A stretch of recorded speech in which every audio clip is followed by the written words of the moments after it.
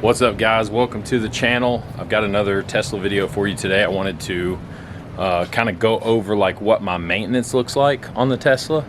I had it for a little over a year now, and the maintenance is really light on this car, but I figured I'd give you guys a quick video if you're interested in these cars, just to kind of see what your typical maintenance schedule is going to look like on these. I like to start off with a bottle of water, and we're going to go up front here. And we'll start with the windshield washer fluid. So in the front of your car, towards the driver's side, there'll be this little cap here we'll pull off. I just use water. You can get windshield washer fluid if you want. I really don't like the soapiness on my window, and I run Rain-X, so I just use water. You can top that off as needed. Cap back on.